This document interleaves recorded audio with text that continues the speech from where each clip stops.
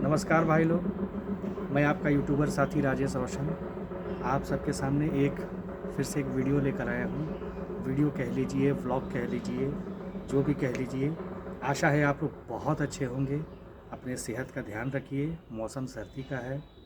Winter season में लोगों को काफ़ी तकलीफ़ें होती हैं, तो सभी वर्ग, सभी आयु, सभी धर्म के लोग अपने अपने सेहत का ध्यान रखें।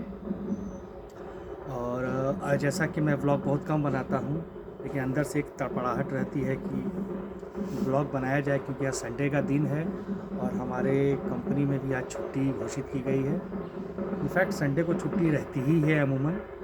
और टाटा मोटर्स कंपनी में कभी संडे को भी बुला लेते हैं, कभी मतलब ज़रूरत रहती है काम की तो होता ही है। और ब्लॉक क्लोजर्स भी ले ली जाती हैं बीच बीच में, सप्ताह के बीच में। तो ज़िंदगी ऐसी हमारी भी चलती रहती है।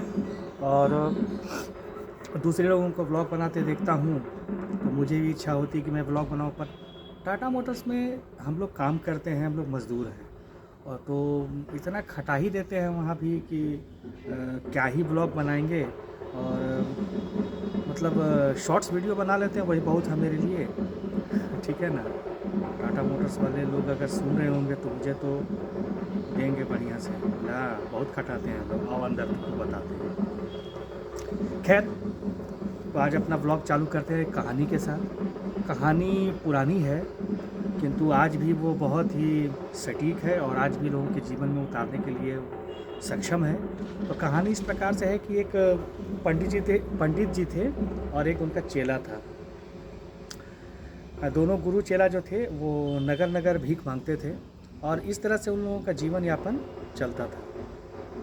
तो ऐसे ही एक दिन पंडित जी बोले कि, या गुरु जी बोल लीजिए, पंडित जी गुरु जी बोले कि यार चेला चलो ना, एक नया राज्य में चलते हैं। वहाँ का राजा बहुत ही दयालु है और वहाँ बहुत धन धान्य से परिपूर्ण राज्य है वो, वहाँ हम लोगों को भीख भी अच्छी मिलेगी, तो चलो चलते हैं वहाँ। चेला बोला कि हाँ गुरु जी, क्यों नहीं। चेला तो एकदम मुरीद था उनका। दोनों चल दिए नए राज्य में। कई दिन का सफ़र के बाद लोग नए राज्य में पहुँचे। तो वहाँ का वैभव, राज्य का वैभव, वहाँ के लोगों की रहने की जीवन शैली और ये सब देखकर गुरुजी तो प्रभावित थे ही, चेला कुछ ज़्यादा ही प्रभावित हो गया। अब चेला के मन में आया कि अगर हम गुरुजी के साथ रहेंगे और अगर हम भीख मांगेंगे तो आपस में शेयर करना पड़ता है। इससे चेला को भी जो कमाते हैं वो गुरुजी को शेयर करना पड़ता है और गुरुजी जो कमाते हैं वो चेला को शेयर करते हैं, तो अपना अपना कुछ रह नहीं पाता था। अब चेला के मन में आया कि क्यों ना गुरुजी को छोड़ दिया जाए और हम अपना से खुद से कमाएं। लेकिन वो बोले कैसे। तो वो गुरुजी को बोला, यानी पंडित जी को बोला कि पंडित जी आज तो हो गया अभी तक जो हो गया, सो अब आज से हम राज्य में अकेले भीख मांगेंगे। हमको आपका सहारा का ज़रूरत नहीं है, या हम अपना गुजर बसर कर लेंगे। पंडित जी तो बहुत समझाया, लेकिन वो चेला मानने को तैयार नहीं था। तो ऐसा हुआ कि चेला मानने को तैयार नहीं था। पंडित जी बोले कि ये हमारे पापा हैं पीछे। तो पंडित जी बोले कि ठीक है, जाओ अपना तुम भीख मांगो और अपना कमाओ, इससे हमको कोई प्रॉब्लम है नहीं। लेकिन एक बात का याद रखना कि कभी भी कहीं भी कुछ मांगना तो सहृदय मांगना, सविनय मांगना, और शरीर को बढ़िया रखना, फिट रखना, खा पी के मोटा मत जाना। चेला उनको बोल के, गुरुजी उनको बोले तो चेला वो बोल के चला गया। अब चेला चला गया तो गुरुजी अकेले हो गए। तो गुरुजी अपना भीख मांगते थे, चेला भी भीख मांगता था। लेकिन बीच बीच में गुरुजी देखते थे, कभी कभी चेला से नज़र मिल जाता था तो चेला दिन पर दिन हष्ट पुष्ट और एकदम मोटा हो रहा था और गर्दन उधर एकदम फैल गया था। मतलब बहुत खाता पीता था बढ़िया से, भीख भी उसको अच्छा मिल रहा था। एक दिन संयोगवश बरसात का मौसम था। राज्य में जो किला होता है जिसमें राजा रहते हैं, वो किला का एक दीवार, पूर्वी दीवार ढह गया था। वो बारिश के चलते वो ढह गया। तो राजा को बड़ा गुस्सा आया। उन्होंने पूछा कि भाई कौन है, पूर्वी जिला का निर्माण किस व्यक्ति ने करवाया था, उसको बुलवाओ मेरे सामने। तो बिल्डर कह लीजिए जो भी। तो राजा उसके मंत्री हैं और सेनापति लोग पकड़ के लाए एक बिल्डर को। बोले पूर्वी छोर का निर्माण इसी बिल्डर ने किया था। राजा बोले कि इसको मृत्युदंड दे दो, कैसे वो दीवार ढह गया। जल्लाद बोला, सैनिक बोले जी हुक्म, जो हुक्म मेरे आका, और ये उसको लेके गए मृत्युदंड देने के लिए। तो उसको जब फांसी दी जाने लगी तो जल्लाद बोला कि राजा के समक्ष फांसी हो रही थी, तो जल्लाद बोला कि महाराज, हुजूर, इसको फांसी कैसे दें, इसका गर्दन तो बांस से भी पतला है और बदन में कुछ भार भी नहीं है, फांसी से लटकाएंगे तो इसका तो कुछ होगा ही नहीं, ये मरेगा ही नहीं, हुजूर क्या किया जाए। तो राजा तो दयालु भी थे, राजा बोले कि ठीक है, इसको छोड़ दो, इसको छोड़ दो और पूरा राज्य में घूमो, जिसका गर्दन खूब मोटा होगा और हष्ट पुष्ट होगा उसको ला के लटका दो आज। अब राजा के सैनिक जो हुक्म मेरे आका करके चल दिए और राज्य में घूमने लगे। तो वही पंडित जी का चेला इन लोगों को भेटा गया। देखे उसका गर्दन पूरा फेंका हुआ था और पूरा हष्ट पुष्ट हो गया था। तो बोले कि चलो चलो तुमको राज्य में ले चलेंगे। तो चेला समझा नहीं, बोला काहे के लिए ले चलेंगे भैया। तो नहीं, राजा बुलाए हैं, आज तुमको मृत्युदंड दिया जाएगा, तुम्हारा गर्दन भी मोटा है और रस्सी भी बड़ा बढ़िया फिट आएगा। अब तो चेला थर थर काँपने लगा। खैर उसको तो पकड़ के ले गया सब सैनिक लोग। अब लेके तो गया तो जल्लाद बोला कि हाँ ये एकदम फिट है मृत्युदंड देने के लिए। अब तो चेला लगा हल्ला करने, रोने लगे। तो पंडित जी भी वो भीड़ में शामिल थे। तो पंडित जी बड़ी दूर से देख रहे थे क्या चेला फंस गया है। फिर जल्लाद को बोला कि हमको एगो बात अपना कहना है पंडित जी को, गुरु जी को। तो जल्लाद बोला कि ठीक है, आदेश दिया जाता है, जाइए। पंडित जी के पास गया, बोला पंडित जी हम तो फंस गए, अब हम बिना मतलब का हमको फांसी लगने वाला है, अब हम करें तो क्या करें। पंडित जी बोले कि हम तुमको बोले थे ना कि कभी भी जीवन में खाना पीना स्वस्थ एवं तंदुरुस्त रहना, खा पी के मोटा मत जाना। यार देखा ना तेरा गर्दन में रस्सी फंस गया है। इतना बोलना था।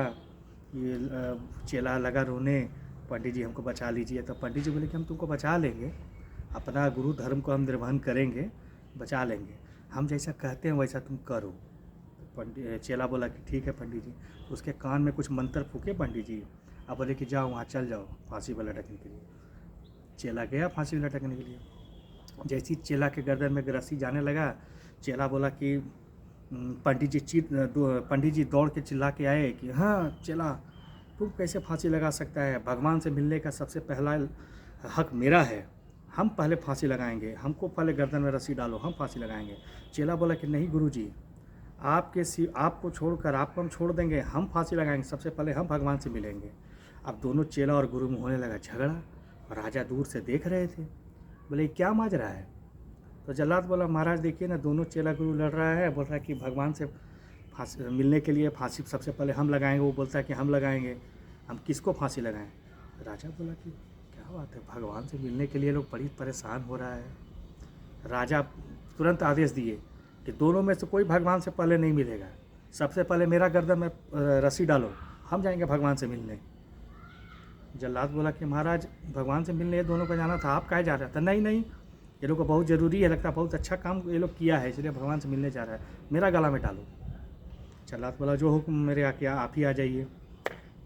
अब क्या हुआ कि राजा आए, फांसी लगाया, तख्ती नीचे पलटी किया, राजा नीचे, राजा मर गया। तो इस तरह से राजा का तो अंत हो गया। तो आप बहुत दादी दादियों से कहानियों में सुने होंगे कि पहले का राजा तो मूर्ख हुआ ही करता था। मतलब कहानियों में ऐसा था कि राजा बहुत मूर्ख हुआ करता था। सही बात है, राजा मूर्ख हुआ करते थे, ये तो इस कहानी में भी परिलक्षित हो गया। तो इस कहानी से अब फिर गुरु और चेला जो है दोनों एक हो गए। अब बताइए कि इस कहानी से हम लोगों को क्या शिक्षा मिलता है।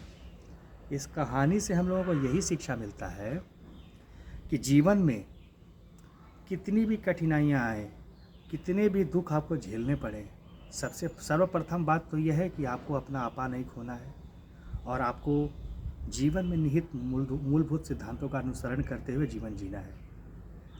अपने सुख के समय में आप ऐसा कोई भी ना कार्य करें कि जिससे जब आपका दुख कभी आए तो लोग आपका साथ छोड़ दें।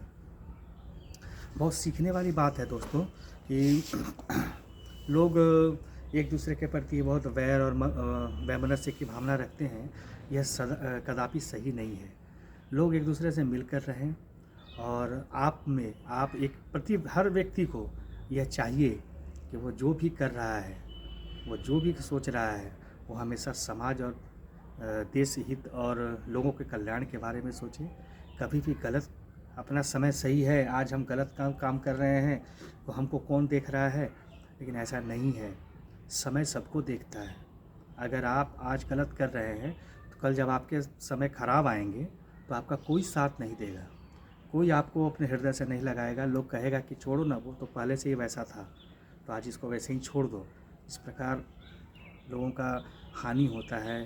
तो चरित्र निर्माण की दिशा में आगे बढ़िए और कोशिश कीजिए कि लोगों के लिए काम आइए। अगर आपसे कुछ अच्छा नहीं बन पड़ता है तो किसी के बारे में बुरा मत लिखिए, न बुरा सोचिए और न बुरा करिए। महात्मा गांधी, राष्ट्रपिता महात्मा गांधी भी हम लोगों को यही समझाते थे। उनके जो कहे हुए सिद्धांत हैं, उनके कहे हुए जो बातें हैं, वो आज भी बहुत ही प्रासंगिक हैं। इसलिए सदैव स्वस्थ रहिए, स्वस्थ सोचिए, स्वस्थ रहिए। धन्यवाद। आप सबका दिन शुभ हो।